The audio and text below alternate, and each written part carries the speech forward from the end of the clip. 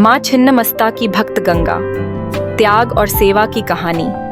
एक समय की बात है, भारत के एक प्राचीन और शांत गांव में, जहां चारों ओर हरियाली और शांति पसरी हुई थी, एक छोटी सी कुटिया में गंगा नाम की एक धर्मपरायण महिला रहती थी। सईता वह गांव के मंदिर में विराजमान माँ छिन्नमस्ता की अनन्य भक्त थी। माँ छिन्नमस्ता, जिन्हें अक्सर अपने कटे हुए मस्तक और हाथ में रक्तपात्र धारण किए हुए दर्शाया जाता है, शक्ति, बलिदान और नवजीवन की प्रतीक मानी जाती हैं। गांव के कुछ लोग उनके इस तीव्र रूप को देखकर भयभीत रहते थे, लेकिन गंगा की आंखों में मां का यह रूप केवल असीम प्रेम, करुणा और सर्वोच्च बलिदान का प्रतीक था। गंगा का विश्वास था कि मां अपने भक्तों के कल्याण के लिए किसी भी सीमा तक जा सकती है। गंगा का सादा जीवन और निस्वार्थ सेवा। गंगा का जीवन अत्यंत सादा और आडंबरहीन था, लेकिन उनका हृदय असीम करुणा और निस्वार्थ प्रेम से ओतप्रोत था। उनकी दिनचर्या गांव के बाकी लोगों से थोड़ी अलग थी। वह हर सुबह ब्रह्म मुहूर्त में उठती, स्नान करती और सीधे मंदिर की ओर चल पड़ती। वहां वह घंटों मां छिन्नमस्ता के सामने बैठकर ध्यान करती, उनके मंत्रों का जाप करती और अपने मन की गहराइयों से मां से जुड़ने का प्रयास करती। उन्हें मंदिर में जितनी शांति मिलती थी, उतनी शायद ही कहीं और। लेकिन गंगा की सच्ची पूजा केवल मंदिर तक सीमित नहीं थी। उनका मानना था कि ईश्वर हर जीव में वास करते हैं और असली धर्म तो दूसरों की सेवा में है। गांव में जब भी कोई संकट आता, गंगा अपनी सामर्थ्य के अनुसार हर संभव मदद के लिए आगे बढ़ती। जब कोई बीमार पड़ता, वह बिना किसी स्वार्थ या थकावट के उसकी सेवा करती, जड़ी बूटियां लाती और उसके लिए भोजन बनाती। यदि किसी को भोजन की आवश्यकता होती, तो वह अपने हिस्से का अन्न भी उसे खुशी खुशी दे देती, भले ही इससे उन्हें स्वयं भूखा रहना पड़े। उनका चेहरा हमेशा एक शांत मुस्कान से प्रकाशित रहता था, जो दूसरों को भी आशा और हिम्मत देती थी। गांव वाले गंगा को दीदी कहकर बुलाते थे और उनके प्रति उनके मन में गहरा सम्मान था। अकाल का प्रकोप और गंगा की अग्नि परीक्षा, लेकिन नियति को कुछ और ही मंजूर था। एक वर्ष गांव में प्रकृति का भयंकर प्रकोप टूटा। लगातार कई महीनों तक बारिश नहीं हुई और भयंकर अकाल पड़ा। खेतों में फसलें सूख गईं, नदियां सूखने लगीं और कुएं खाली हो गए। चारों ओर पानी और भोजन के लिए हाहाकार मच गया। बच्चे भूख से बिलख रहे थे, पशु मर रहे थे और गांव के बड़े बूढ़े बेबस और निराश थे। हर चेहरे पर चिंता और उदासी की गहरी छाया थी। ऐसे कठिन समय में भी गंगा ने अपनी हिम्मत नहीं हारी।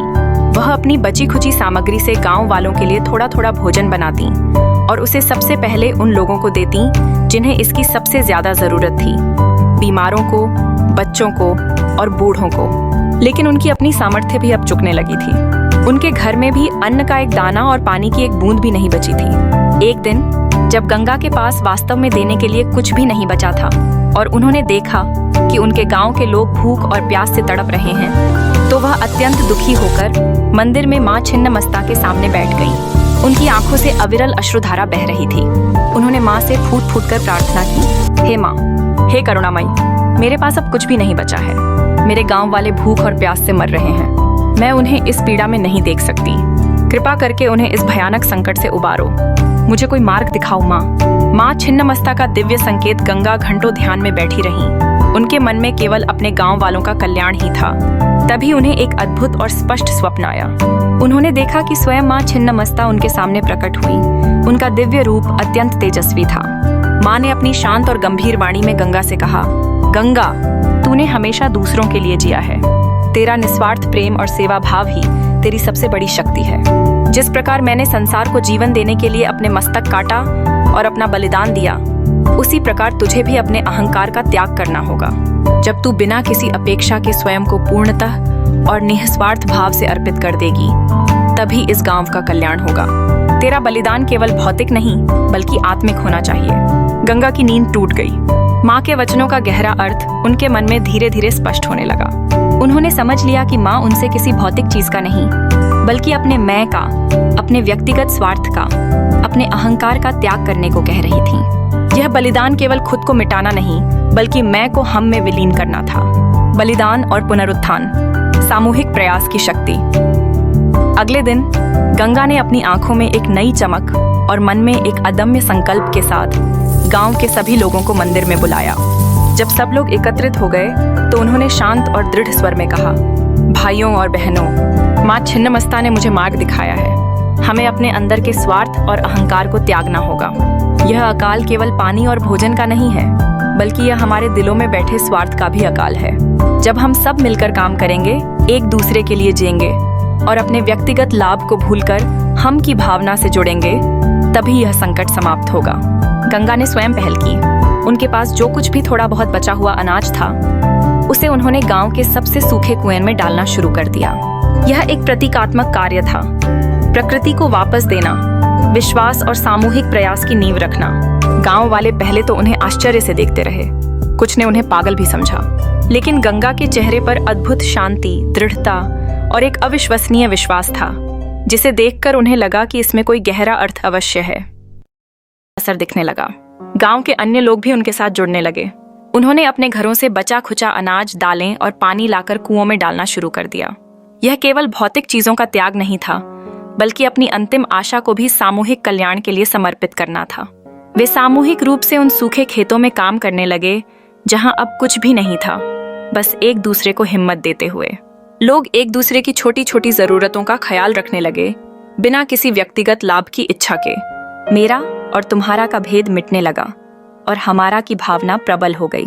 और फिर एक अद्भुत चमत्कार हुआ।